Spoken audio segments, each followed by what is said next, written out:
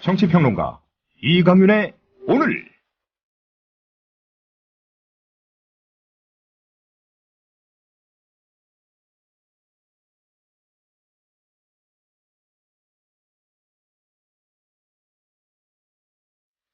안녕하십니까, 이강윤입니다. 3월 17일 화요일 시작합니다. 나랏돈 쓰고 영수증 같은 증빙 자료를 남기지 않아도 되는 예산인 특수활동비를 국회가 지난해 입법 지원 명목으로 88억 원 가까이 사용한 것으로 나타났습니다. 아시다시피 특수활동비는 기밀 유지가 요구되는 정보와 사건 수사, 기타 이에 준하는 국정수행 활동에 직접 소요되는 경비입니다. 대개 국가정보원, 청와대, 경찰, 검찰 같은 곳에 이런 예산이 좀 많은 편입니다. 특히 국정원은 많지요. 국무총실의 민간인 사찰 사건을 폭로한 장진수 전 주무관의 입을 막으려고 그의 상관이 들이민 5천만 원 신권 현찰 다발에 한국은행 관봉띠가 그대로 달려 있었지요. 당시 수사에서 돈의 최종 출처는 끝내 밝히지 또는 밝혀지지 않았던 것 아마 기억하실 겁니다. 말하자면 그게 특수활동비 같은 데서 나오는 돈일 겁니다. 그런데 국회에서 작년에 그런 돈을 무려 88억 원을 썼습니다. 의원들의 입법 지원에 왜 기밀 비용이 그렇게 많이 들어야 하는지 궁금합니다. 국회가 국정원이나 청와대 등의 특수활동비 내역을 당당히 따지기 위해서라도 국회의 기밀 비용은 줄어야 합니다. 나아가 국회의원 세비는 반가량으로 줄이는 대신 비례대표를 지금의 2배 정도로 늘리고 보좌 인력은 전문성별로 공동 운영하는 등 국회의 특권층화를 막아야 의원들이 유권자를 상전으로 제대로 모시게 됩니다. 하라는 일은 안 하면서 되레 유권자를 머슴으로 아는 이상한 의원들이 지금 상당히 많습니다. 잠시 후 시작합니다. 부장님, 대리운전은 뭐 부를까요? 대리운전. 블랙박스 주는 1800-6606 대리운전이 있지 않은가? 20회 이용시 블랙박스를 주는 1800-6606 블랙박스 대리운전이요? 그럼 검색창에 블랙박스 대리운전을 검색해보게. 홈피에는 다양한 사은품들도 있다네. 저기 부장님, 블랙박스 대리운전에서는 국민TV에 후원도 한다면서요. 자네도 블랙박스도 주고 후원도 하는 1800-6606 이용하게. 역시 대리운전은 1800-6606.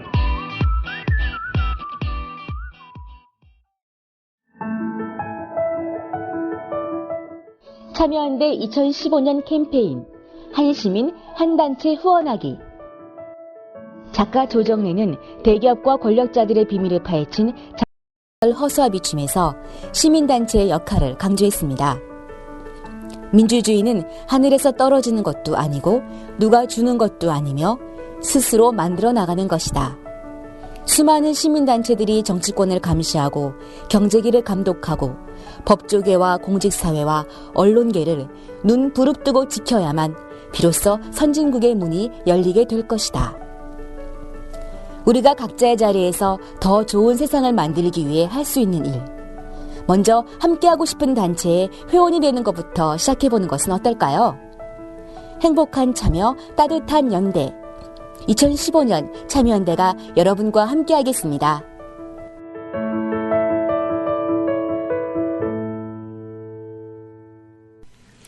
네, 5시 36분 됐습니다. 오늘 청와대에서 여야 대표가 대통령 간의 회동이 있었죠. 국방부에서도 사드 관련 입장을 발표했고요. 관련 뉴스들 모으겠습니다. 성명훈 작가 나와 있습니까? 네, 안녕하십니까. 네, 청와대 여야 대표 회동 얘기 먼저 들어봅시다.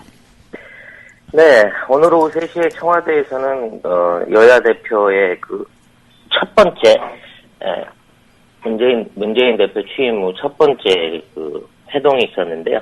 예상했던 대로 시작부터 살얼음판 같은 분위기가 연출됐었다고 합니다. 초반에는 그 서로 모두 발언을 통해서 박근혜 대통령 같은 경우는 중동 순방에 대한 어떤 그 성과를 설명하고 국회의 어떤 초당적인 협력을 요청하는 발언이 있었는데요. 문 대표는 그 발언에 이어서 그 중동 성과에 대해서 당이 협조할 수 있으면 최선을 다해서 협조하겠다는 발언으로 모두 발언을 시작했습니다. 네, 바로 핵심으로 들어갑시다. 의례적인 네. 얘기 빼고요. 네. 네, 문 대표는 경제에 관련해서 문재인 대표가 대통령에게 직격탄을 날렸죠? 네, 그렇습니다. 일단 그 경제 민주화 복지 공약이 이미 파괴됐고 재벌과 수출 대기업 중심의 낡은 성장 정책이 이루어졌다고 밝힌 후 최저임금 대폭 인상, 조세체계 구축, 세입자 주거난 해소, 가계부채 대책 등 4대 민생 과제를 제안을 했습니다. 네. 그래서 현재 경제 상황을 총체적 위기로 규정하고 정부가 임금을 올려야 내수가 산다고 하고는 있으나 그 정책을 반성하고는 있지만 말과 정책이 다르다. 부동산과 금리 인하 같은 단기 부양책만 있을 뿐 가계 가처분 소득을 높여줄 대책이 보이지 않는다고 질타했습니다. 그러면서 경제 정책을 대폭 전환해서 소득 주도 경제로 나가야 한다고 주장했고요. 네. 이와 관련해서 최저임금이 기본 생활을 할 수 있을 만큼 대폭 인상돼야 한다. 그리고 지자체의 생활임금도 지자체와 정부까지 확대돼야 된다. 그럼 복지재원 마련에 대한 어떤 강한 주장을 해냈습니다. 그리고 전월세 폭등에 대해서도 보편적 주거복지가 빈말이 됐다고 비판한 뒤 가계부채 증가에 대한 특단의 대책을 요구하고 서민의 금융비용을 낮춰서 기준금리 인하가 실질적으로 활용될 수 있도록 해야 한다고 제안했고요. 특히 남북관계에 대해서는 경제적 관점에서 남북관계를 접근해주길 바라면서 남북경제협력만이 우리만이 세울 수 있는 경제성장 전략이고 우리 경제의 활로가 통일 대박의 꿈도 남북관계 개선에 있다고 얘기하면서 올해 안에 남북 정상회담을 해야 한다. 초당적으로 협력하겠다라고 밝혔습니다. 현 정부의 경제정책은 실패했다라고 아주 정확하게 꼬집어서 대통령 면전에서 말했는데 대통령은 그냥 메모만 했답니까? 아니면 듣고 뭐라고 답했답니까? 네, 간간히 그 수위 높은 발언에 대해서 눈을 맞추고 메모를 했다고 하는 그 전언은 있습니다만 네. 그 외에 특별한 대책에 대해서 얘기한 건 없고요. 네. 마지막 모두 발언을 나섰던 김무성 새누리당 대표가 국정원 90%를 경제 발전에 있어서 투자를 하겠다. 여야가 다를 수 없다. 좋은 상생 정치를 일어나고 경제 위기를 극복했으면 좋겠다 하는 얘기로 마무리 지어졌습니다. 서로 그냥 각자 하고 싶은 얘기만 한 거군요. 그러니까. 네, 그게 명확한 표현이 그렇게 표현하시면 맞을 것 같습니다. 네. 자, 국방부에서 오늘 사드 배치 문제 놓고 중국, 미국, 지금 우리 사이의 신경전이 대단한데 입장을 밝혔죠? 네, 그렇습니다. 오늘 국방부는 미국의 사드 미사일에 대한 주한 미군 배치 가능성에 노골적으로 반대 의사를 표명했던 중국을 겨냥해서 불만을 표시했습니다. 어제 그 방한한 유젠차오 네, 부장 외교차관보. 네네. 네네. 중국 우리 외교부 청사에서 기자들과 함께 중국 측의 관심과 우려를 중요시 해주면 감사하겠다는 반대 의사 표현을 했는데요. 네. 이런 데에 대한 어떤 그 불편한 심기를 드러낸 것으로 보입니다. 특히 김민석 대변인은 우리 입장은 주한미군의 사드 배치 관련 문제는 그 북한의 핵미사일 위협에 대한 억제책과 대응책에서 비롯된 사안이라고 얘기하고 미군이 사드 배치에 관한 정부 차원에서의 협의를 요청할 경우에는 군사적 효용성, 국가안보 이익을 위해서 우리 주도로 판단하고 결정하겠다. 이렇게 이제 소신을 밝혔습니다. 그러면서 우리 국방부는 국민의 안전을 최우선으로 생각하고 있으며 실제적으로 우리 정부는 사드 구매에 대해서는 구매 계획은 전혀 없다 하는 얘기를 다시 확인했습니다. 아무튼 중국에다가 한마디 한 거라고 봐도 됩니까? 네, 일단은 중국의 어떤 지나칠 정도의 간섭이라고 생각될 수 있는 부분을 사전에 차단하는 부분인 것도 있고요. 네. 아무래도 중국의 대사가 들고 온 그 협상 카드에 반해서 어떤 그 이쪽에서 그 반대적인 분위기를 어느 정도 일으키는 게 협상에 유리한 조건이 있지 않을까 하는 네. 그런 속셈도 들여다 보이는 내용이네요. 네. 중국의 대응과 향후 수순. 아무튼 갈수록 이 사드 문제는 우리 한반도 전체의 안전 이런 것과 함께 뉴스 가치 측면에서 봐도 계속 커지는 추세군요. 그런데 미국 국방 전문지에 텍사스 기지에 한반도 비상용 사드를 배정했다 이런 보도가 있었다는데 그건 무슨 얘기입니까? 네, 그 미국 정부의 공식적인 보도는 아니고요. 미국의 국방 전문 매체인 디펜스 업데이트라는 잡지에서 16일 현지 시간 16일로 한국군 소식통을 통해서 미국 육군이 한반도 비상 상황 때 전개할 그 본토 기반의 사드를 배정해 놓고 있다고 하고요. 네. 텍사스의 그 포트블리스 육군 기지에 있는 사드는 그 수송기를 통해서 수시간 내에 한반도에 전개될 수 있도록 준비가 되어 있다고도 얘기를 했습니다. 네. 네, 최근에 그 미군이 우리나라의 그 작년에 사드의 예정지로서 부산 기장, 강원도 원주, 경기도 평택을 후보지로 조사까지 완료했다 이런 얘기가 나오고 있는데요. 우리 정부가 부정하고 또 알지 못하는 사이에 어떤 미국 주도의 그 사드 배치 계획은 점진적으로 진행되고 있는 상황이 아닌가 약간 의심이 가는 보도라고 말씀을 드릴 수 있겠습니다. 네. 이 잡지 이름이 디펜스 업데이트라고 그랬죠?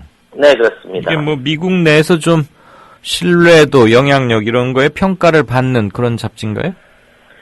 네, 우리 국방 전문 잡지들이 대부분 나름대로의 정보를 갖고 보도를 하는 반면에 이번 기사의 내용은 한국군 안에서, 한국군 소식통을 통해서 이게 이루어졌다는 걸로 보아서는 우리에게 알려지지 않는 한국과 미군과의 어느 정도의 교감이 있지 않나 하는 부분을 의심하게 하는 기사라고 할 수 있는데요. 네. 정확한 신뢰성은 뭐라고 말씀드리기 어렵겠습니다. 그래요.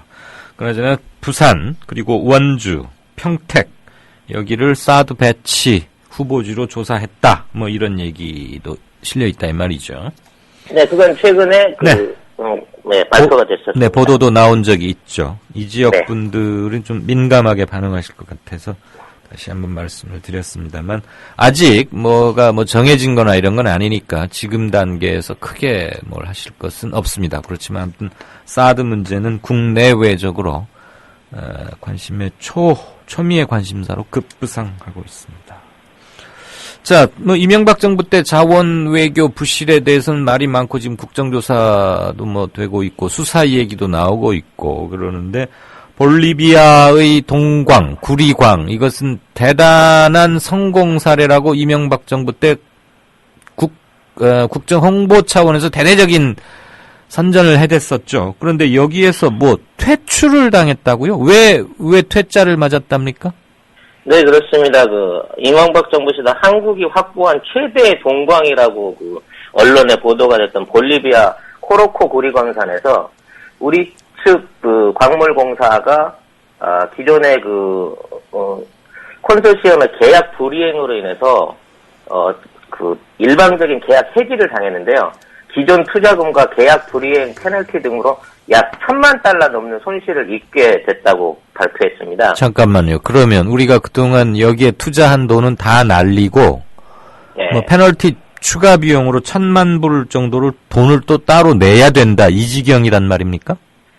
페널티를 포함한 총 손실 금액이 1,000만 불인데요. 손실금이? 네. 네, 현재 한국 콘소시엄이 종료하지 않은 투자금 1,000만 불 정도가 있는데 이 부분의 회계 기준이 맞지 않고 탐사 데이터를 제출하지 않았다는 얘기입니다. 그러니까 지금까지 1,000만 불을 한국 콘소시엄이 투자했다고 했는데 이게 원래는 탐광에 들어가는 자료 조사라든지 거기에 들어가는 여러 가지 실제 비용으로 쓰여야 되는 돈인데 이 중에 478만 달러가 개인적인 또는 행정적인 비용으로 처리됐다고 발표를 했습니다. 네. 그러니까 감사를 통해서 실제적인 탐사에는 1,000만 불을 투자하지 않고 대부분 그거를 다른 쪽 비용으로 환전해서 써버렸다는 얘기죠.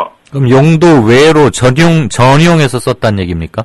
네, 그렇습니다. 그래서 계약 이용 보증금 60만 달러를 포함해서 그쪽에 들어갔다는 1,000만 불 자체를 다 인정받지 못하게 됐고 그냥 쫓겨나게 된 겁니다. 돈은 1,000만 불 가까이가 이미 투자가 된 걸로 회계 보고를 볼리비아 측에 했는데 볼리비아 입장에서는 이게 자기들하고 약속했던 어떤 탐사 조사라든지 실제적인 어떤 탄광 개발을 위한 데 들어간 돈이 아니다 그래서 계약 불이행으로 처리를 한 것이죠. 네, 아까 우리 송 작가 리포트 중에 개인적으로 뭐 이런 귀절이 있었는데 그럼 누가 사적으로 착복 또는 유용했다 이런 뜻입니까? 우리 측에서 정확한 조서가 나온 것은 없습니다만은 볼리비아의 코미볼 측은 현재 있는 478만 달러를 한국 측이 개인적 내지는 행정적인 비용으로 처리했기 때문에 영수증이라든지 어떤 지급에 대한 명확성이 드러나지 않아서 정상적인 투자 행위로 볼 수 없다고 인정을 했다는 것입니다. 이 부분은 우리나라에서 다시 정확하게 감사가 들어가야 될 부분이라고 봐집니다. 아무튼 문제가 굉장히 많은 것은 분명하군요. 우리 정부 관계자 입장은 뭡니까? 광물공사 측도 사실은 사업성 검토가 부실해서 손을 떼려고 했다는 점을 인정을 했습니다. 그래서 애초에 이 사업은 2008년 6월 달부터 코로코로 지역 구리광산에 우리가 2억 1천만 달러를 투자를 하기로 하고 네. 30년 동안 광물 처분권 그리고 이익의 45%를 갖는 내용이었는데요. 일단 1,000만 불을 먼저 투자를 해서 탐사를 해오던 중에 견제성이 없는 걸로 봐서 이 사업에 손을 떼기 위해서 출구 전략을 모색 중이었다. 이렇게 해명을 했습니다. 네.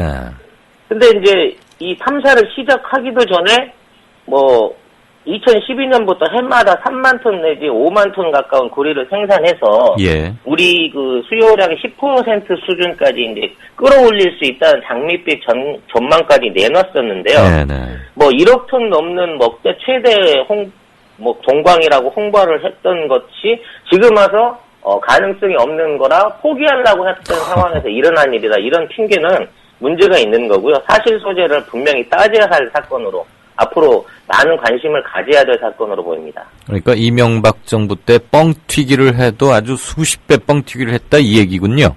네, 그렇게 보면 맞는 결론일 것 같습니다.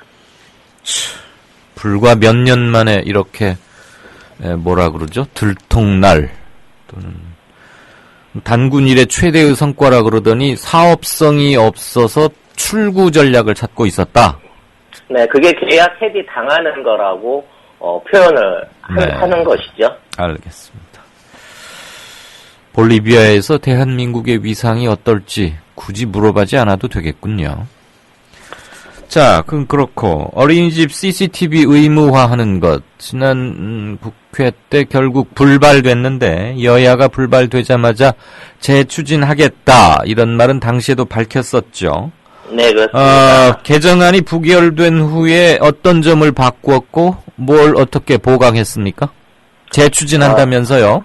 일단 비용이 들어가는 CCTV 대신에 컴퓨터에 달아서 연결할 수 있는 네트워크 카메라를 통해서 폐쇄회로를 설치하는 방안으로 임시국회에서 4월 임시국회에서 재추진을 하기로 했다고 합니다.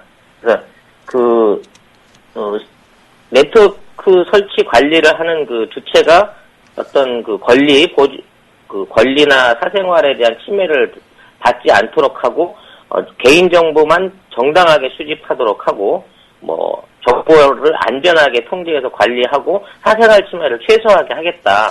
무분별한 수집 오남용이 되지 않도록 방지하겠다. 이전 정도의 개선안을 붙여서 이제 기존에 있던 비용이 많이 들어가는 CCTV 폐쇄회로 카메라보다 컴퓨터에서 웹캠으로 바로 볼 수 있는 방식으로 카메라를 설치하자는 이런 개정안을 내놓은 것이죠.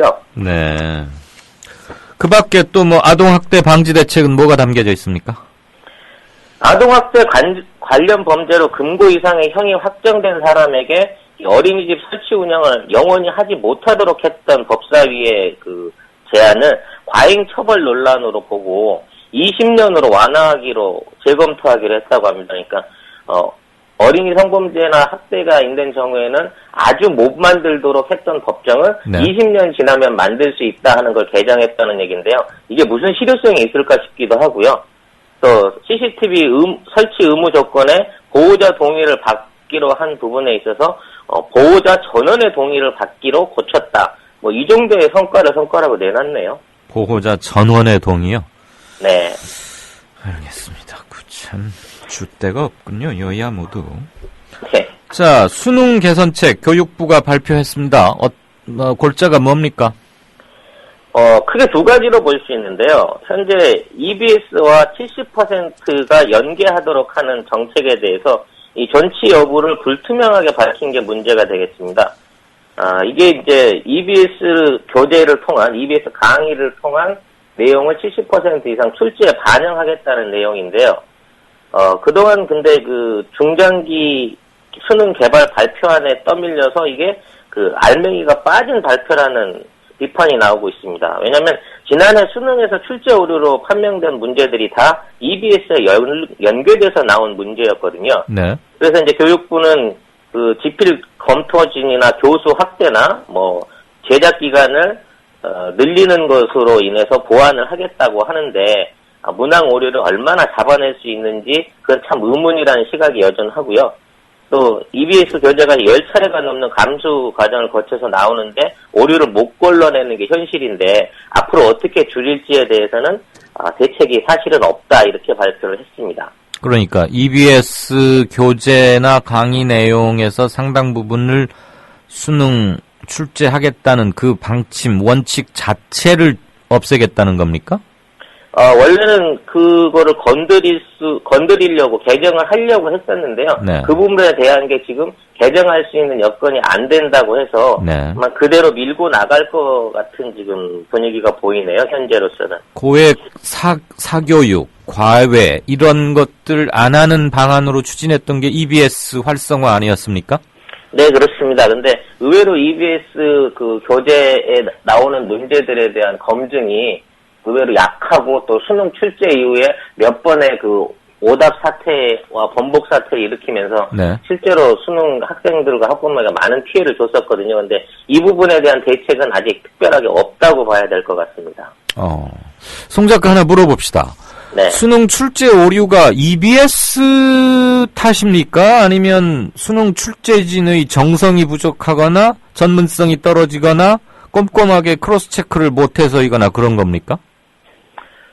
그거를 어느 한쪽의 책임으로 보기에는 참 어렵겠습니다만은 기존에 있는 그 강사진내, 특히 출제위원과 검토위원 상당수가 특정 학맥에 얽혀 있는 것이 사실은 큰 문제로 지적되고 있습니다. 그러니까 특정 학맥과 정답이 두 개인 또는 정답이 없는 문제를 내는 것과는 전혀 무관한 문제 아닌가요?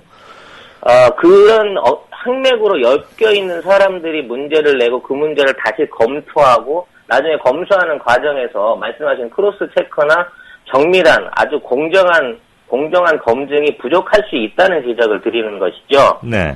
그래서 지금 감사원 2004년 감사원 감사에서 출제위원 중 특정 학교라고 해야 되겠습니다만 서울대 4대 동문이 네. 전체 출제위원의 41.7%를 차지하고 있다고 합니다. 네네. 그러니까 10명 중에 한 4명은 서울 4대 그렇죠. 출신들인데 네, 수능 관련 위원장도 30명 중에 19명, 그리고 지난 10년간 출제위원장도 10명 중에 9명이 서울대 출신으로 이런 출제에 관련된 인재풀이 일개 학교에 너무 이게 독식돼 있는 상황이 이런 부실 검정을 낳지 않았나 이런 논란이 있는 부분입니다.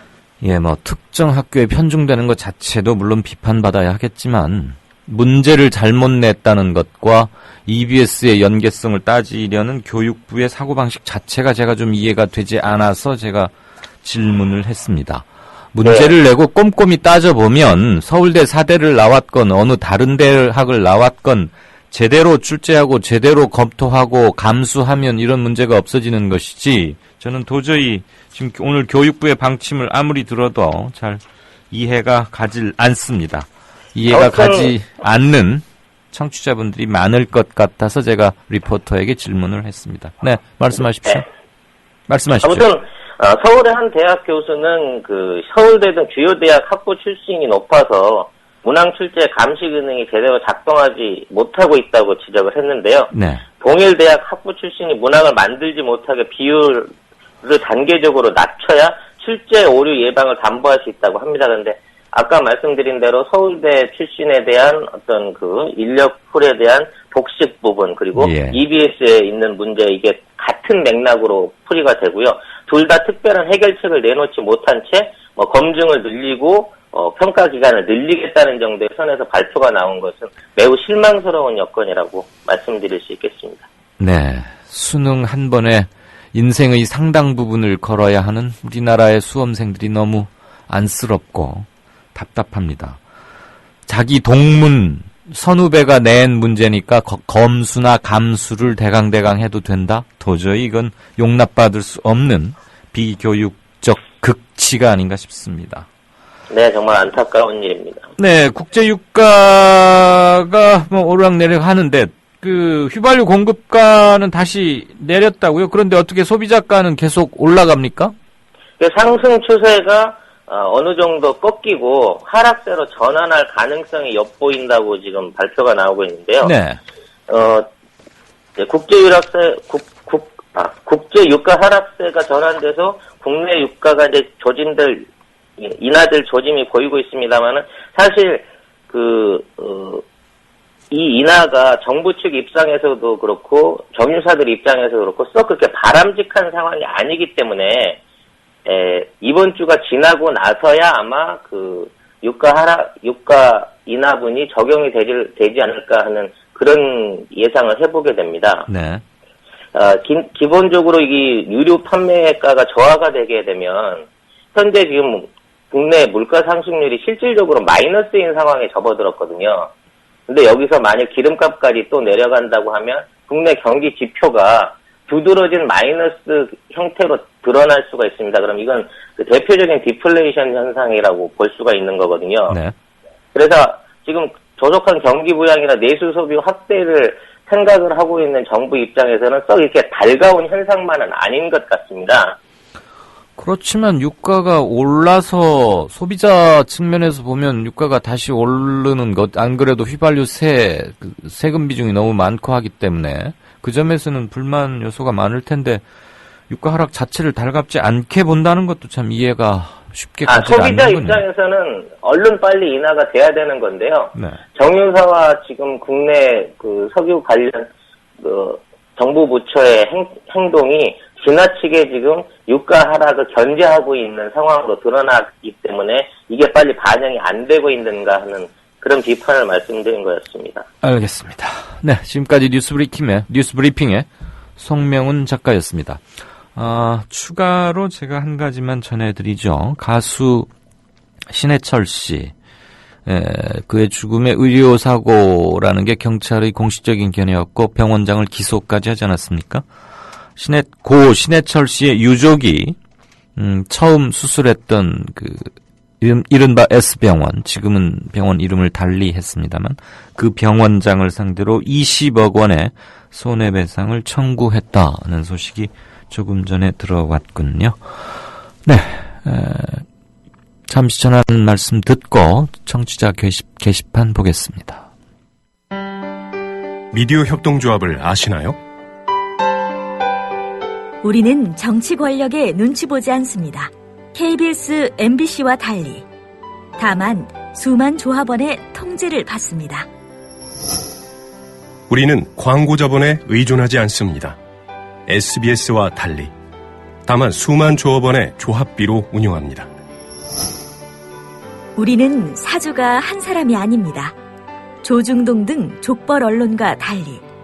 다만 수만 조합원이 주인입니다. 그래서 미디어 협동조합이 만드는 국민TV, 국민라디오, 국민TV 뉴스는 가장 순도 높은 뉴스를 선사하고 있습니다. 조합원으로 함께해 주십시오. 조합원 가입과 문의는 홈페이지 국민.tv 또는 서울 전화 3144-7737로 하시면 됩니다.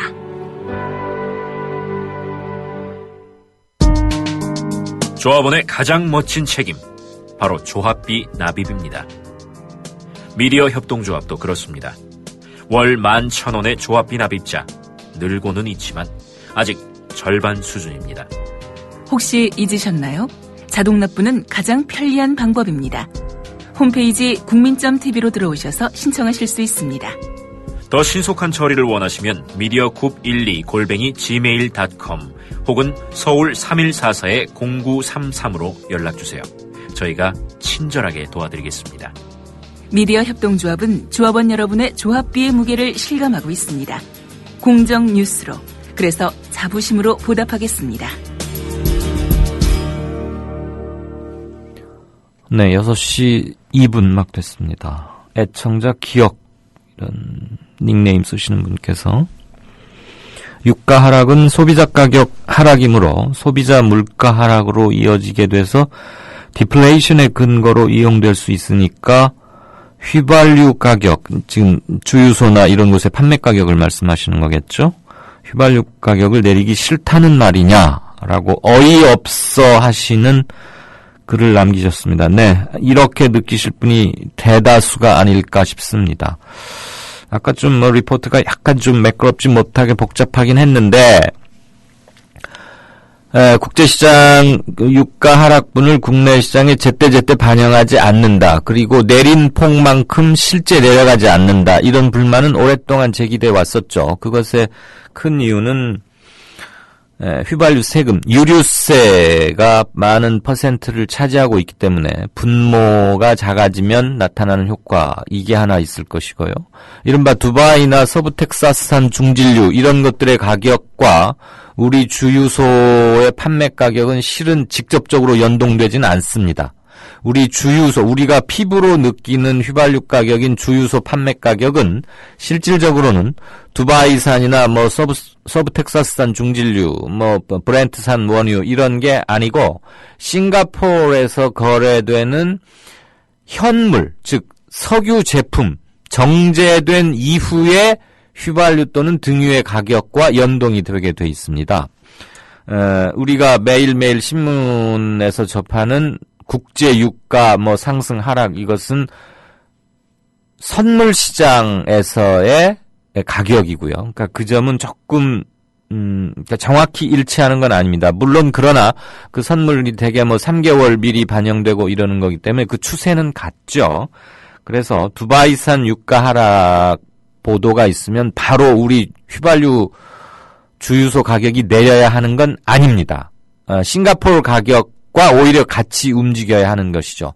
그런데 그게 오를 때는 크게 바로바로 반영이 되고 내릴 때는 천천히 반영된다는 그 불만을 정부에서는 오랫동안 해결하지 않고 있는 것이죠. 그중에 유류세 부분도 좀 재검토되어야 할 것이고 유류세를 어디에 쓰고 있는지도 함께 따져봐야 할 겁니다. 때마침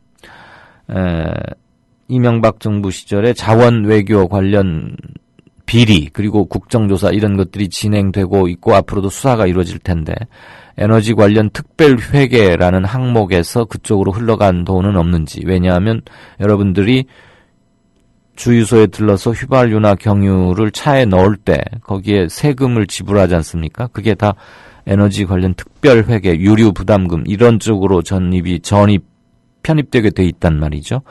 그런 세금이 어떤 명목으로 어디에 쓰이는지도 명확히 드러나서 국민에게 공개되고 또 국회를 통해서 통제받아야 할 것이라고 생각이 됩니다. 이슬님의 견해 들어보죠.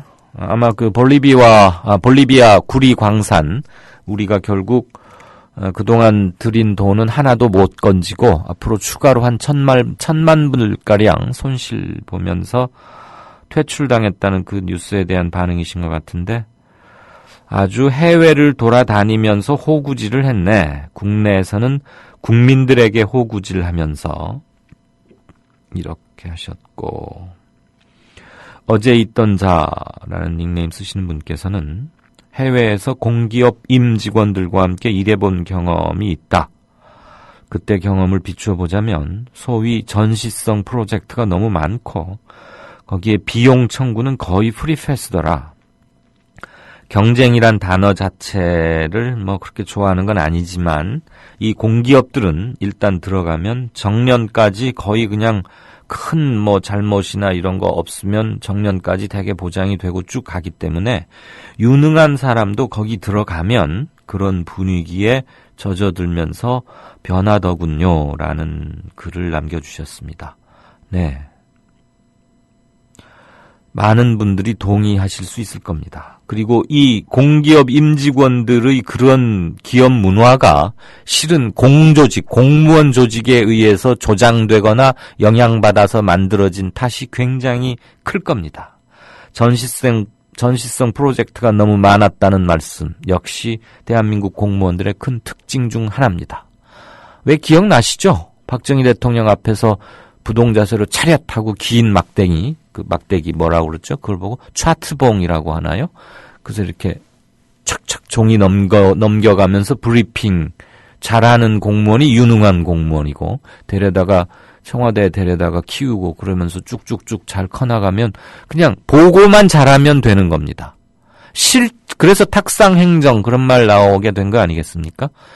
그죠? 높은 사람 앞에서 또렷또렷 보고만 잘하고 귀에 쏙쏙 들어가게 하고 듣기 좋은 말만 하면 예뻐했죠. 그러니까 승진 빨랐고 당연히 더 많은 힘을 갖게 되고 저렇게 하면 출세하는구나를 후배 공무원들은 보고 배웁니다. 대표적인 게 전시성 프로젝트 그런 데서 나온 겁니다. 그 뒤에 그런 비판 자꾸 하니까 현장 시찰이라고 나갑니다. 턱하니 선글라스 끼고 돌아다닌 대통령도 있었고 아무튼 많이 다니는데 그 현장 시찰 역시 다 짜고 치는 고스톱이었습니다.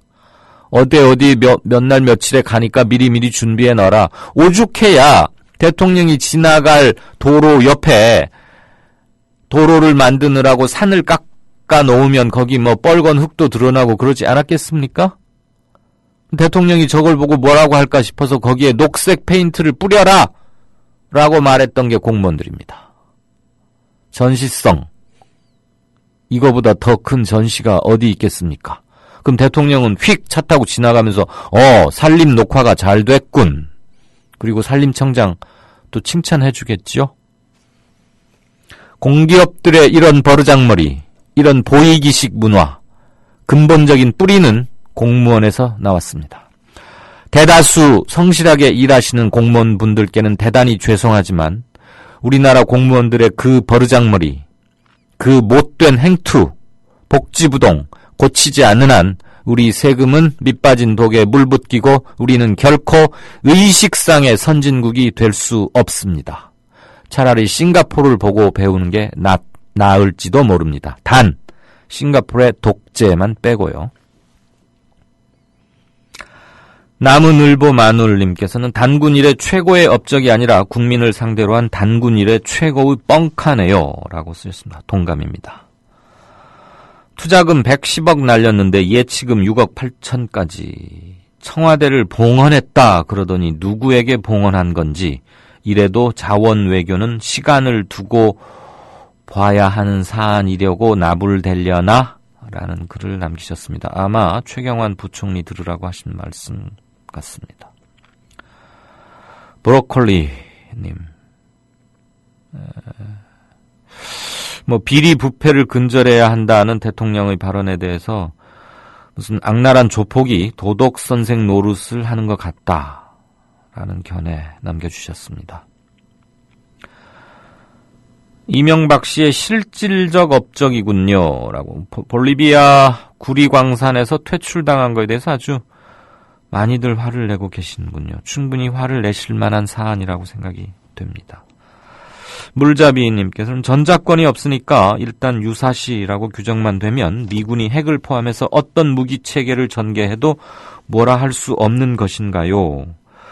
기본적으로는 그런 속성이 있죠. 네, 그래서 전시작전권을 우리가 가져오는 것, 그게 그렇게 중요했던 겁니다.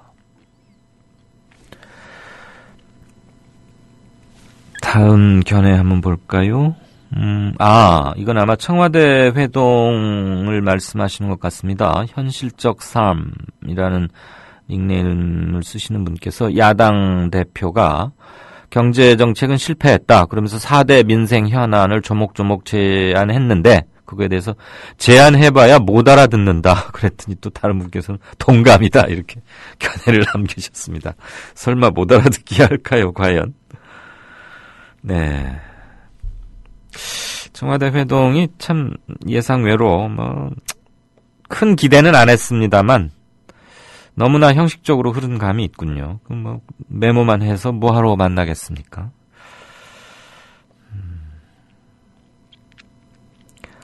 안 바쁜 벌꿀님께서 국회의원 월급, 즉 세비를 최저임금으로 상정하면 다 해결되리라고 봅니다. 예. 낭만 고양이님은 국회의원을 늘린다고 하면 겁나요. 누리는 혜택이 너무 과하죠. 네, 그렇습니다. 그렇기 때문에 세비를 포함한 국회의원의 특권은 현재보다 반 이하로 크게 줄이고 그 대신 비례대표의 숫자를 늘려보자라는 겁니다. 이 상태에서 늘리면 호랑이 같은 맹수가 수십 마리에서 수백 마리로 늘리자는 것인데 그걸 좋아할 사람이 없겠죠. 국민에게는 양 같은, 그리고 감사해야 할 곳에는 호랑이 같은 그런 의원을 만들자는 취지입니다. 물론 오해 없이 들으셨겠지만 참고라도 말과 글 사이에는 소통에 조금 차이가 있을 수 있기 때문에 말이죠. 네, 나머지 주신 견해들은 조금 후에 다시 챙기겠습니다. 박근혜 정권은 용산 참사 진상규명에 대한 약속을 했었습니다. 후보자 시절에. 하지만 대못을 받고 살인진압 책임자였던 김석기를 공기업 사장에 낙하산 임명을 시킵니다. 삼성 반도체 공장이나 정부에서 그 자료를 안 내놓고 영업 비밀이란 이유로다가 화학약품, 전리방송 다 감추어 놓고서는 이 피해자 가족들한테 입증 책임을 지라는 건 말도 안 되기 때문에 분명히 그 안에 아이들이 살아있을 거라고 생각을 하고 있는데 그 귀중한 시간에 어떠한 시도도 하지 않고 진행도 하지 않았다는 게 우리로서는 너무나 가슴 아프고 정말 아마 평생 천추의 한이 될 것 같습니다. 권력이 불편해하는 사람들, 그래서 발언권을 잃은 사람들, 그들의 목소리를 거침없이 전파하는 뉴스 K. 장악당하지 않은 뉴스 K. 밤 9시, 당신의 선택을 기다립니다. 이강윤의 오늘, 이제는 정가 산책으로 함께합니다. 정치권 동향, 생생하게 풀어드릴 분은요. 네, 한국일보 양정대 기자 안녕하세요. 네, 안녕하세요. 청와대 회동 만났다는 거에 의미를 부여하자고 지난주에 우리 양 기자가 강조한 게 기억은 납니다만 네. 한 사람은 말하고 한 사람은 또 수첩에 적기만 하고 생각보다 좀 실망이 큽니다. 전해 주십시오. 네, 오늘 회동 지금 아직 여야 공식 브리핑이 지금 나오질 않은 상황이어서 아직도요? 예. 아이고, 국회 기자들 회사에서 조이느라고 바쁘겠네요. 저도 마찬가지고요. 아이고, 예. 당초 오늘 3시부터 네네. 박근혜 대통령하고 이제 여야 대표가 만나기로 했었는데 이제 실제 회동은 한 5분 정도 늦은 3시 5분부터 시작이 됐었고요. 네. 처음에 이제 인사하고 실제 이제 모두 발언이 시작된 건 그보다 조금 더 늦은 시간인데 네. 어쨌든 5시가 좀 안 돼서 4시 45분쯤 이제 회동은 공식적으로 끝났다 이렇게 전달이 됐는데 네. 그런데 지금 벌써 1시간이 지금 훨씬 넘었는데 아직 공식 브리핑이 여야 어느 쪽에서도 지금 시간 공지조차 아직 안 된 상황인 걸 보면 그 말은 아직 이번 청와대 영수회담에 대한 평가 내부 정리를 못 하고 있다는 뜻입니까? 그렇죠. 지금 내부 정리가 아직 여야 어느 쪽도 지금 안 돼 있다는 얘기일 텐데 예. 한때 지금 기자들 사이에서 박근혜 대통령이 처음에 한 40분 정도 앉아 있다가 예. 먼저 자리를 떴고 그리고 그 이후에 이 여야 대표하고 이병기 청와대 비서실장이 계속 얘기를 해왔다 이런 소문이 돌았어요. 오, 그렇다면 그건 의전상에 굉장히 큰 결례거나 무슨 그렇죠. 큰 사단이 일어난 거 아닙니까? 그런데 이제 알고 봤더니 그건 아니었던 것 같고 예. 박근혜 대통령과 여야 대표 간에 100분 정도 되는 시간 동안 이제 공식 회동이 끝난 뒤에 네네. 이 여야 대표와 아마 이병기 실장이 따로 조금 더 얘기를 하고 있었던 것 같습니다만 이제 그 사실이 와전이 된 것 같은데 그만큼 오늘 회동 분위기에 대해서 좀 정치권 안팎에서 하는 뭐 이런 분위기가 좀 있었다 뭐 이렇게 말씀을 드릴 수 있을 것 같은데 실제로 이제 뭐 대체로 이 대통령하고 이 야당 대표가 1대1 영수회담을 하는 경우가 아니면 사실 이제 여야 대표가 같이 만나는 3자 회동인 경우에 뭐 구체적인 합의문이 나오거나 혹은 이제 현안에 관해서 아주 구체적인 진전된 얘기가 나오거나 그런 경우가 많지는 않지 않습니까? 네네. 거기다가 이번 회동 역시도 사실은 민감한 이 정치적으로 좀 결단이 정책 지도자들 사이에서 결단이 필요한 민감한 현안이 불거져서 그걸 매개로 잡힌 그런 회동 자리가 아니고 이 박근혜 대통령의 중동 순방 결과를 설명하는 그것을 매개로 해서 이제 잡힌 자리이고 물론 여러 가지 현안들은 있습니다만 그래서 이제 아주 뭐 구체적인 합의문이 나올지 그거는 조금 더 지켜봐야 되겠는데 어쨌든 그래서 이제 그동안 박근혜 대통령의 소통 부족 뭐 또 청와대의 일방통행식 국정 운영 뭐 이런 부분들에 대한 비판이 많았고 그래서 오늘 회동이 사실은 좀 회동 자체에 조금 더 무게가 있는 의미가 있는 그런 자리일 거다 이렇게 말씀을 드렸는데 실제로 이제 모두 발언 공개가 됐었던 모두 발언 내용을 보면 박근혜 대통령은 정말로 의례적인 인사말을 했고요. 그러니까 뭐 중동 순방 결과에 대해서 좀 설명을 하고 이 경제 활성화를 위한 여야의 초당적인 협력, 협조를 당부하는 이런 정도였는데 이 문재인 새정치민주연합 대표는 이 모두 발언 내용을 이 소유봉투에서 A4 용지를 몇 장 꺼내서 읽어 내려갔다고 합니다.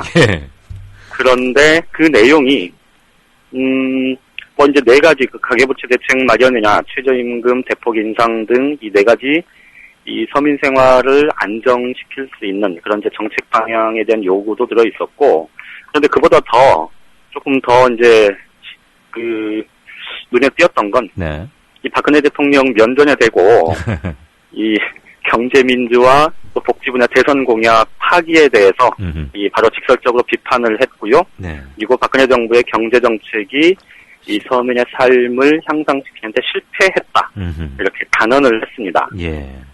사실 문재인 대표하고 이 박근혜 대통령과 문재인 대표 이 두 사람은 지금 뭐 대선 끝나고 공식적으로 처음 보는 거 아닙니까? 그렇죠. 대선에서 사실 정책 명운을 걸고 한판 붙었던 이 맞섰던 이 맞대결 상대였고 그리고 실제 이제 두 사람이 이렇게 만난 건 대선이 끝나고 2년 3개월 만에 지금 처음인데 어쨌든 박근혜 대통령은 조금 더 이제 의례적인 인사말을 한 거고 이 문재인 대표는 사실 작심 발언을 쏟아냈다. 뭐 이렇게 보면 맞을 것 같습니다. 분위기 자체가 사실 좀 화기애애할 거다. 뭐 이렇게 예상을 했던 것과는 이제 조금 달랐고 그것 때문에 김무성 대표가 사실은 이제 중재자의 역할 뭐 이런 것들을 자임을 했었는데 뭐 그렇게 썩 뭐 매끄럽게 됐던 것 같지는 않고요. 어쨌든 좀 문재인 대표는 좀 오늘 회동을 좀 자신의 그 혹은 이제 야당 지지층에 하고 싶은 얘기 이런 것들을 좀 대통령 면전에서 직접 좀 얘기하는 그런 자리로 애초부터 생각을 했던 것 같고요. 박 대통령이 중간중간 이 메모도 했다고 하고 또 이 문재인 대표가 좀 이렇게 예상외로 이제 센 발언을 할 때 얼굴을 쳐다봤다. 뭐 이런 내용도 이제 브리핑 내용이 그 청와대에서 나온 이 모두 발언 수정본에 있던데. 레이저는 안 쐈대요? 글쎄요, 뭐 그것까지는 모르겠는데. 어쨌든 전반적인 분위기 자체가 아주 그렇게 뭐 아주 형식적으로 화기애애하거나 그러지는 않았던 것 같습니다. 화기애애하기가 참 애매한 타이밍이죠. 그렇죠. 그리고 뭐 김무성 대표도 거중 조정하기도 뭐 할 거고 또 뭐 본인도 생각이 다 있을 거고. 그나저나 아직도 여야가 오늘 청와대 여야 그리고 대통령 회동에 대해서 공식 브리핑을 못 하고 있다는 게 뉴스네요. 여보세요? 네, 말씀하세요. 예. 지금 제가 좀 전에 질문을 사실 제가 제대로 못 들었는데. 아, 그래요? 이 말씀 드리려고 그랬어요. 지금 청와대 회동이 끝난 지 3시간, 한 2시간이 넘는데도 아직도 여야가 공식 브리핑을 하지 못하고 있다는 게 차라리 더 큰 뉴스로 들린다고 제가 그렇게 말했습니다. 지금 그래서 아마 5시가 좀 안 돼서 끝났으니까. 네네. 뭐 아직 2시간까지 되진 않은 것 같긴 한데, 1시간이 조금, 1시간 반 정도 지나가는 것 같은데요. 네네. 그래서 사실 좀 전에 혹시 그 브리핑 공지 문자가 왔는지 좀 확인을 해봤는데요. 예. 아직 안 와 있네요. 아직도 안 왔어요? 네네. 그럼 마감. 그만큼 오늘 그 대통령의 사실 이제 청와대 입장에서 보면. 이게 이제 청와대나 여야 대표 이 세 쪽 모두가 사실은 오늘 회동을 통해서 이렇게 얘기하고자 하는 바 혹은 그리고자 하는 모양새 이런 게 좀 달랐다는 것을 또 반증하는 것이기도 하는 것 같습니다. 그래서 청와대에서는 말씀드렸듯이 좀 소통 그리고 여야의 초당적 협력을 통한 경제 활성화에 대한 의지 뭐 이런 것들이 이제 대통령이 좀 강조하고 싶었을 테고. 그런데 반면에 이제 문재인 대표 쪽, 새정치민주연합 쪽에서는 실제 경제 정책을 이렇게 가져가면 안 된다는 분명한 경고와 비판의 메시지를 좀 정확하게 전달하겠다. 뭐 이런 쪽에 좀 무게가 갔던 것 같고요. 그리고 이제 새누리당 김무성 대표 쪽에서는 어쨌든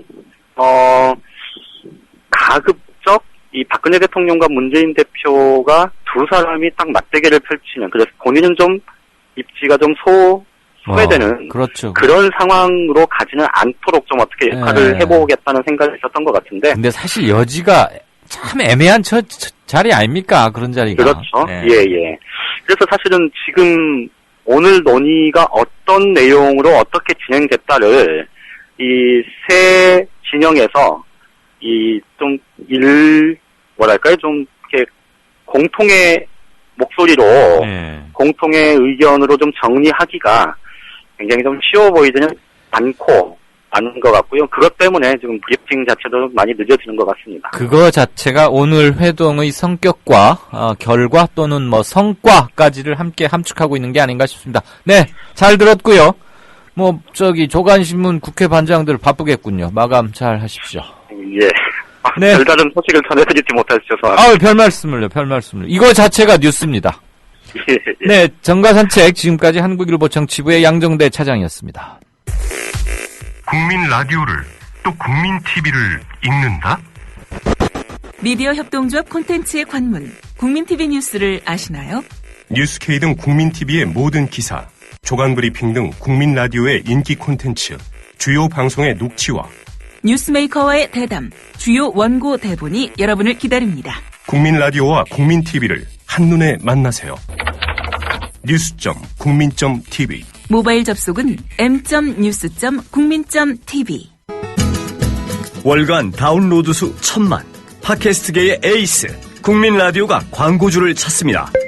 직접 찾아서 선택해 듣는 방송, 청취 몰입도가 높은 방송, 지상파 케이블 광고와 차원이 다릅니다. 부담 없는 가격, 소비자의 열띤 반응, 전혀 다른 광고의 블루오션을 경험해 보십시오. 국민라디오 @gmail.com으로 문의해 주시면 상세히 안내해 드리겠습니다.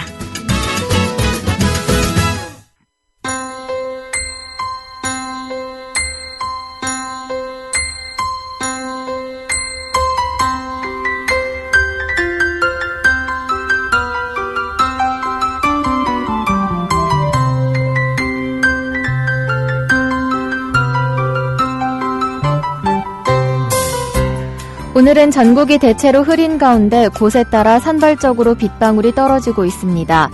내일은 전국이 흐리고 대부분 지방에 비가 오겠습니다. 새벽에 남해안을 시작으로 오전에는 충청 이남 지방에 비가 시작되겠습니다. 오후에는 전국으로 확대될 전망입니다. 특히 남부지방을 중심으로 많은 비가 예상되고 남해안과 제주도는 돌풍과 함께 천둥 번개가 치는 곳이 있겠습니다. 피해 없도록 유의하시기 바라며 앞으로 발표되는 기상 정보를 참고하시기 바랍니다. 모레까지 남부 해안에는 바람이 강하게 불겠고 그 밖의 지역에도 약간 강하게 부는 곳이 있겠습니다. 내일 아침 최저기온은 4도에서 13도, 낮 최고기온은 7도에서 17도 정도로 예상됩니다. 바다의 물결은 남해 먼바다와 제주도 전해상에서 1.5에서 3m로 점차 높게 일겠고 그 밖의 해상에서는 0.5에서 2.5m로 일겠습니다. 지금까지 변현주였습니다.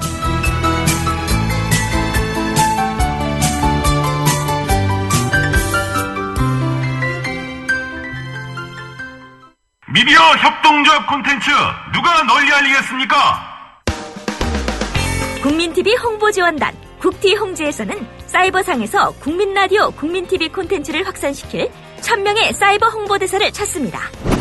국민라디오 국민TV의 소중한 콘텐츠 확산, 공정언론과 민주주의 실현을 위한 착실한 디딤돌이 될 것입니다. 미디어 협동조합의 좋은 콘텐츠를 널리 알릴 아름다운 손길이 되주세요. 자세한 문의 이메일은 국민TVPR@gmail.com입니다. 정치평론가 이강윤이 함께하는 국민라디오 이강윤의 오늘.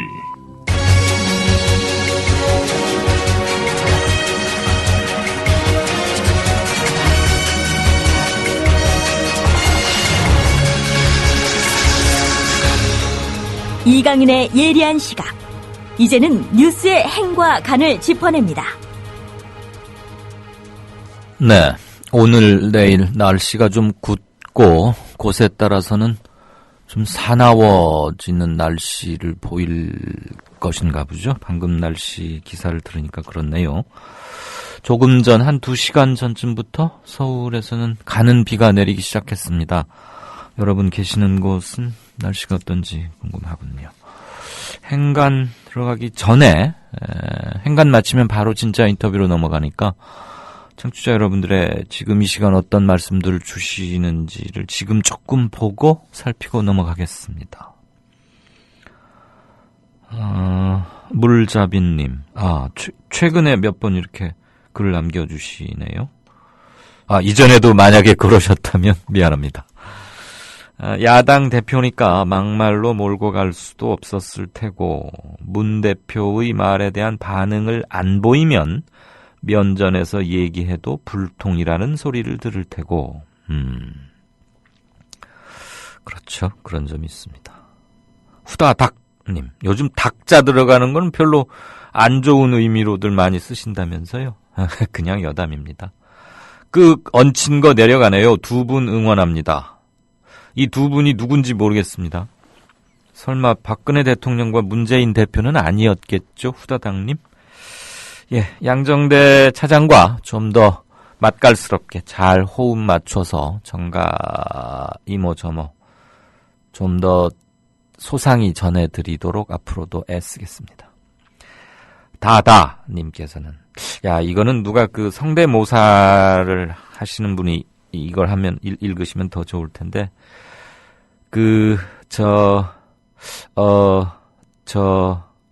이겁니다. 박근혜 대통령 말하는 스타일. 죄송합니다. 제가 흉내를 잘 못 내서요. 잘 쓰는 문장은 철저히, 끝까지, 절대로, 그런 말을 또 잘 쓰고. 그래서 아마, 좀 대담, 오늘 청와대 영수회담이란 말도 사실 그렇게 좋은 단어는 아닌 것 같긴 합니다만.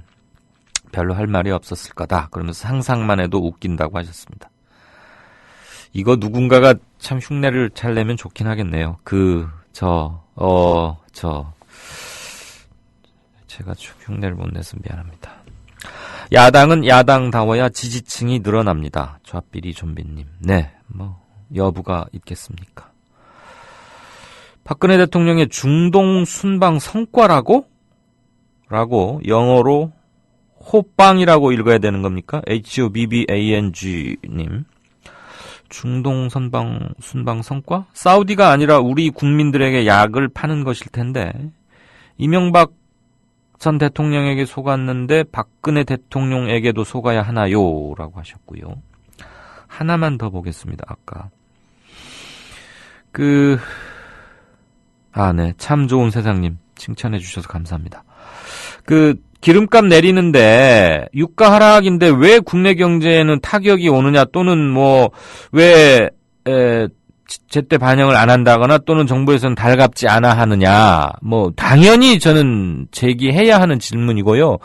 그렇게 질문 주신 분들이 여러분이신데 로즈님, 뭐 인벤터님, 그리고 애청자 기영님, 또 로니님. 맞습니다. 당연한 말씀이시고요. 정확하게 반영해야 하는 것은 뭐 당연한 우리의 권리이자 맞는데 단지 하나 정부가 우려하는 것은 그러니까 물가가 안 오르는 것. 사실 우리는 그동안 인플레이션을 많이 걱정해왔지 않습니까? 물가 오르는 것. 최근 40년 동안 한국 경제는 늘 인플레에 대한 우려였죠. 물가가 떨어지는 것 또는 물가가 오르지 않는 것을 걱정해 본 적이 없습니다. 이른바 디플레이션, D의 공포라는 게 분명히 경제학에 존재하긴 하지만 우리는 지금 막 터널에 초입에 들어섰기 때문에 왜 물가 안 오르는 거 가지고 고민을 하지 하는 건데 이게 결국은 내수 위축 그다음에 이제 경제 악순환의 시작점이기 때문에 걱정하는 것이죠. 내수 위축, 가처분 소득의 감소, 그다음에 현재 가계 부채는 굉장히 높은 상태에서 내수 위축이 되고 가처분 소득이 줄어드니까 더 쓸 돈이 없어지고 그러다 보면은 가계 부채는 곧 파산과 빈곤층으로의 몰락으로 이어질 것을 염려하는 것이고 그 과정에서 기름값이 국내 물가지수 50개 지수니 생활지수니 200개 물가지수니 이렇게 있지 않습니까? 물가지수를 뽑아내는 대표적인 품목 중요한 요소를 미치는 것들을 잡아서 체크를 하죠. 인덱스에 넣는.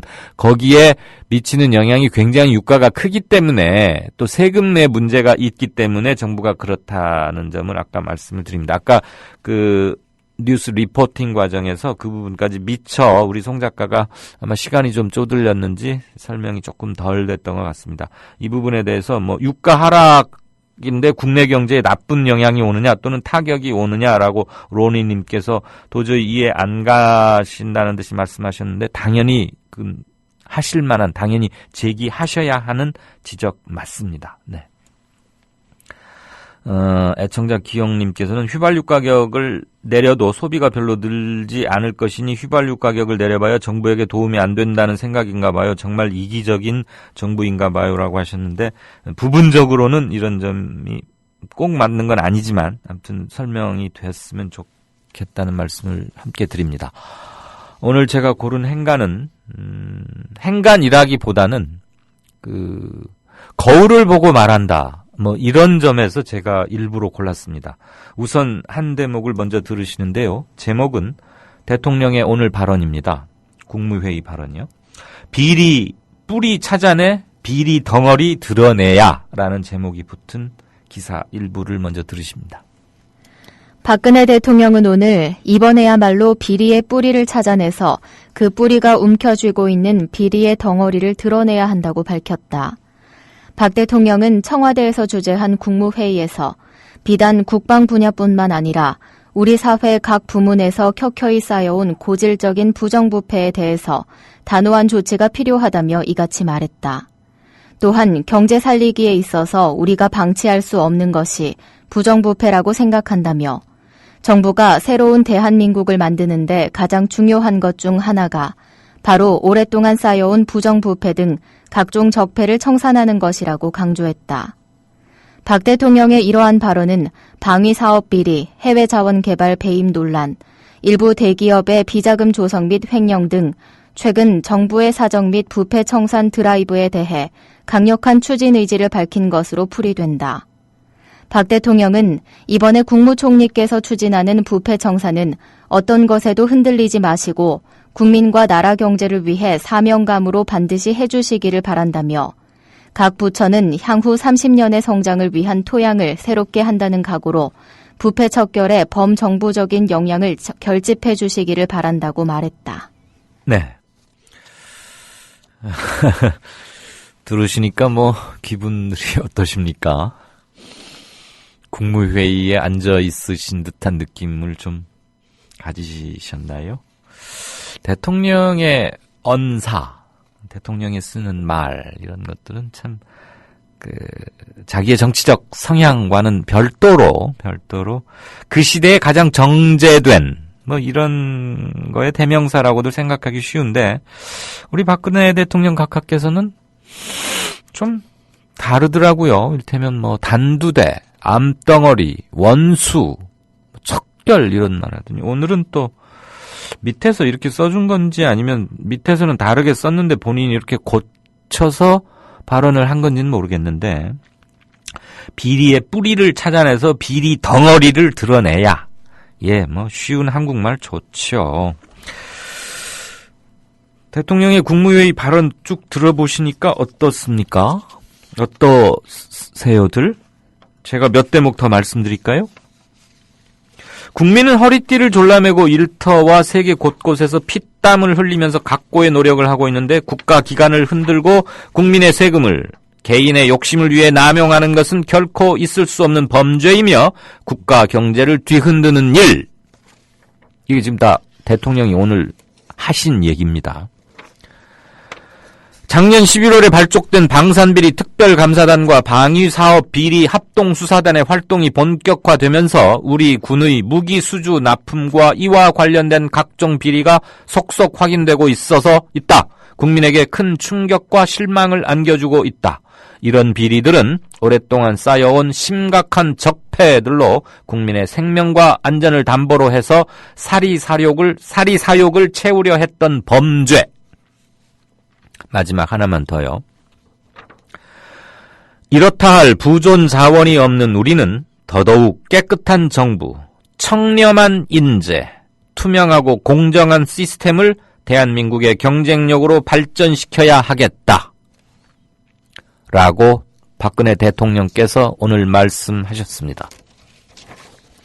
특히 제가 마지막에 읽어드린 더더욱 깨끗한 정부, 청렴한 인재, 투명하고 공정한 시스템을 대한민국의 경쟁력으로 발전시켜야 하겠다라고 말했다는 부분을 읽고는 그만 저는 웃음마저 지을 힘조차 없이 그냥 주저앉아 버렸습니다. 아나떡님께서는 토 나온다라고 하셨고 아주 참 격렬한 반응들을 보여주고 계시는데요.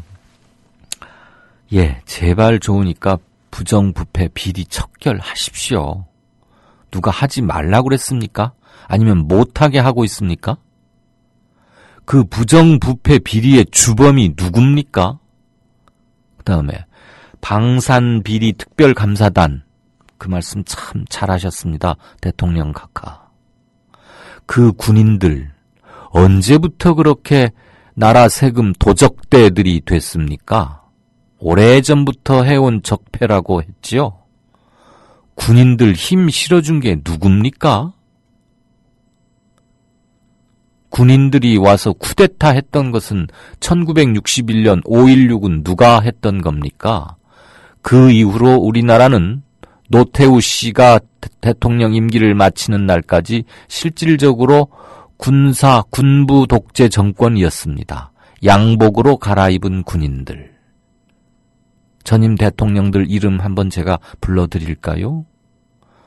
박정희 소장이 한강 다리를 건너던 날, 검은 선글라스를 끼고 옆에 김종필 씨인가 누군가 무슨 군인 잠바 입은 사람들 왔다 갔다 하면서 그 사진 많이들 아시지요? 그 박정희 소장. 다음 전두환 소장. 다음 노태우 대장. 이 전통은 어디서 만들어진 겁니까? 오늘 강조하신 부정부패 비리 척결 그 뿌리는 과연 어딥니까? 오늘 국무회의에서 하신 말씀 잘 들었습니다. 제발 더도 덜도 말고 오늘 말씀하신 대로만 꼭 하십시오. 특히나 깨끗한 정부와 청렴한 인재, 저는 밑줄을 그었습니다. 제발 청렴까지는 모르겠는데요. 인재 좀 잘 찾아보시고요. 어떻게 하나같이 내놓는 사람 족족 그런 사람들만 찾으십니까? 청렴한 인재, 투명하고 공정한 시스템, 대한민국 경쟁력으로 발전시키는 전기라도 디딤돌이라도 하나 놓아주십시오. 아니, 놓여있는 디딤돌 치우지나 마십시오. 뉴스 행간이었습니다. 미디어 협동조합은 2014년 4월 TV 개국 전까지 조합비를 받지 않았습니다. 그래서 창립 이후 1년 1개월 동안 출자금으로 운영해왔습니다. 왜 받지 않았냐고 묻는 분들이 있었습니다. 조합비의 무게가 얼마나 큰지 알고 있기 때문입니다. TV 개국이 이루어졌고 이제 안착 단계에 접어들었습니다. 월 11,000원의 조합비 납입으로 더 큰 발전, 즉 성숙한 동력을 만들어 주십시오. 주목받는 방송, 신뢰받는 언론으로 보답하겠습니다. 홈페이지 국민.tv, 서울전화 3144-7737 또는 이메일 mediacoup12@gmail.com으로 신청해 주세요.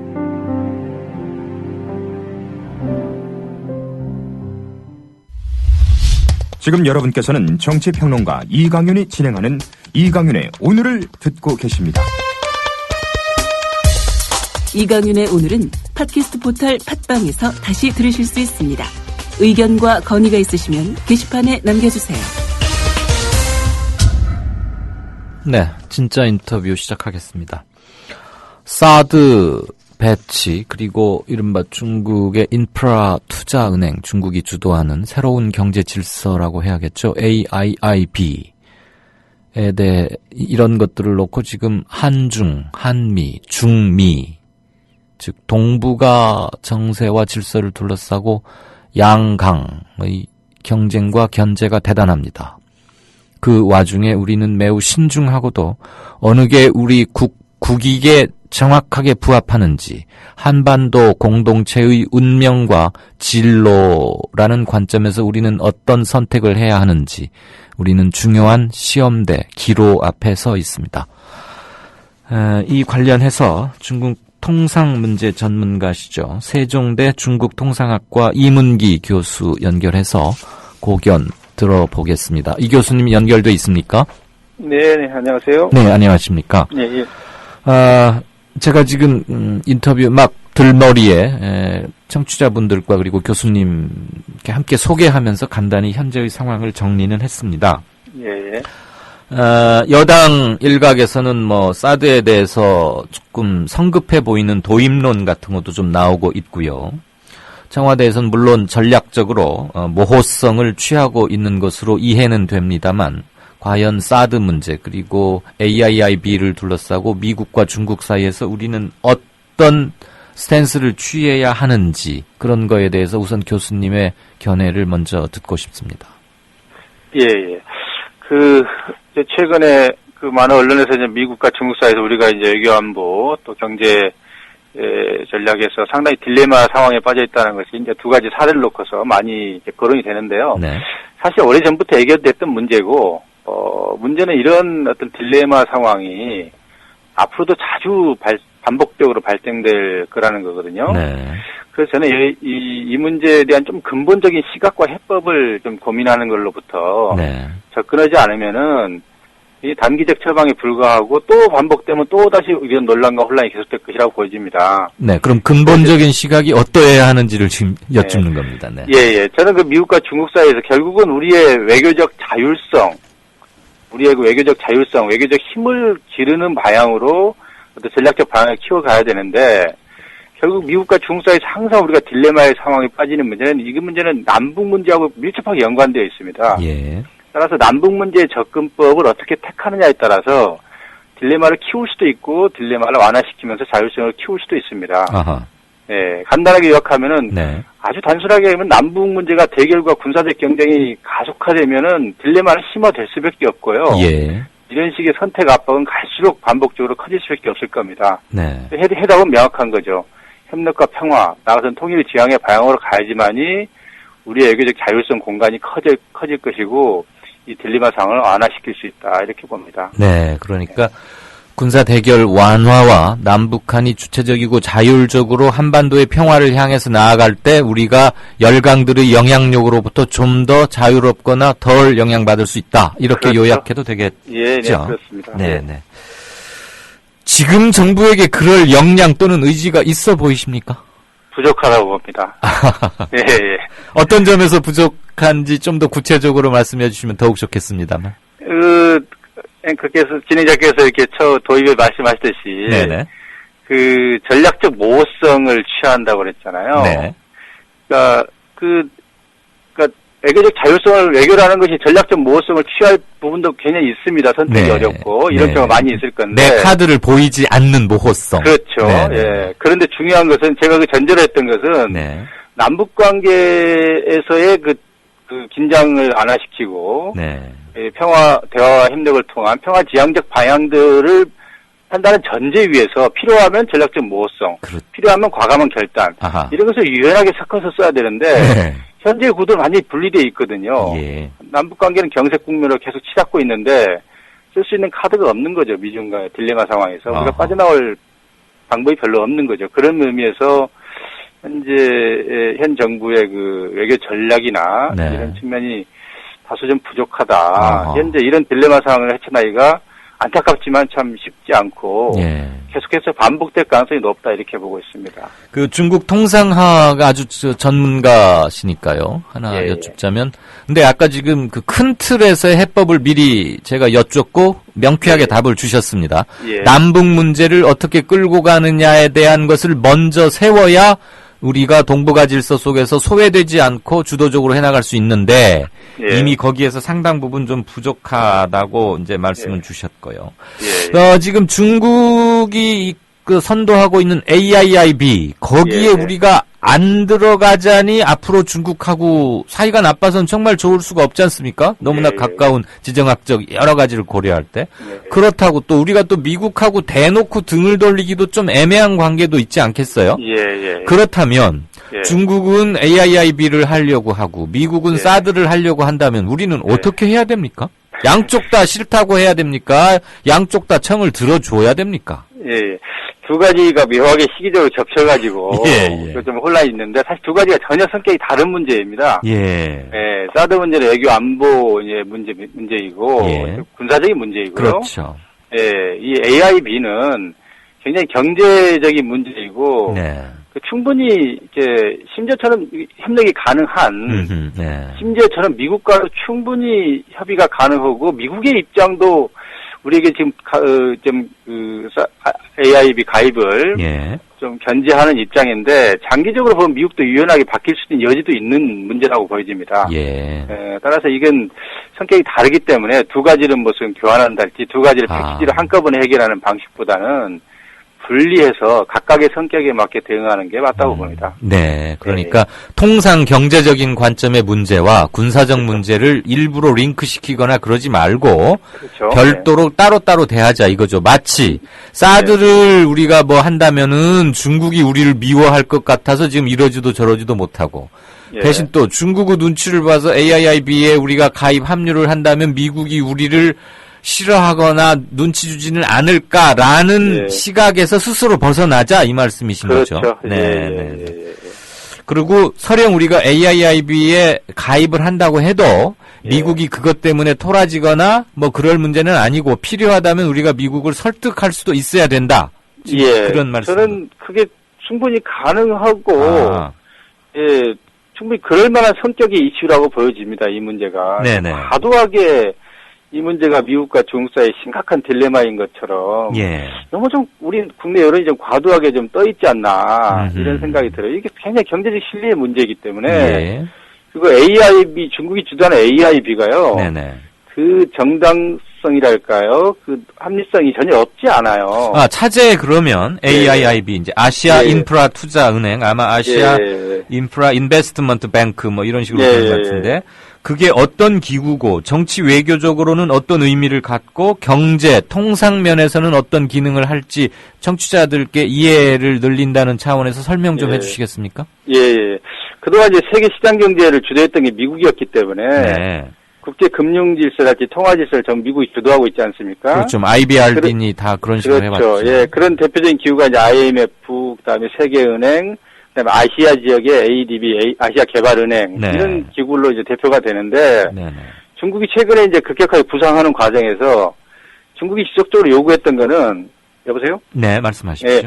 중국이 지속적으로 요구했던 게 그 기존의 미국 중심의 그 금융 통화 질서가 이 신흥 부상국들, 중국이랄지 브릭스 국가들 있죠. 이런 국가들이랄지 개발도상국가들의 이해관계를 충분히 대변하지 못하고 있다. 네. 이것을 명분 삼아 가지고 중국이 자국의 국익을 좀 개입시키려는 이런 요구를 많이 해왔거든요. 근데 미국이 계속 견제했었고요. 예. 그래서 중국이 그 당시에 했던 논리들은 오래전부터 했던 논리가 그 지분을 늘려달라는 거였어요. 아하.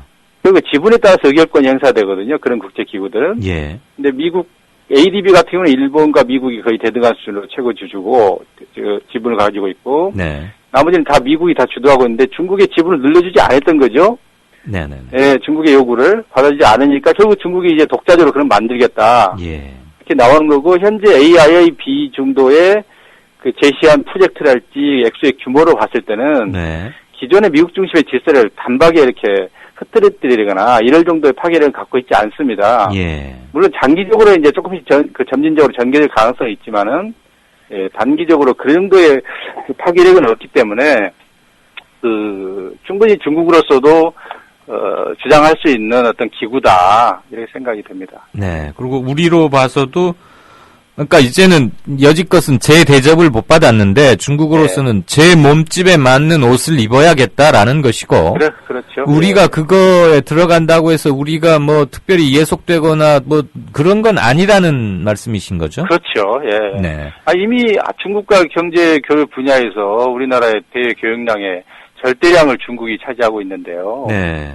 그렇다고 해서 뭐 한미 관계랄지 이런데 크게 변화가 있는 건 아니잖아요. 그렇죠. 예. 그리고 더군다나 또 FTA 뭐 가협정까지 하고 그럼요. 뭐 인준 받고 이렇다면은 또 다른 경제 환경이 놓이게 되는데 그게 나쁜 은행이 아니고 우리에게 손해가 가는 게 아니라면 경제적으로는 절대적으로 이익이 많죠.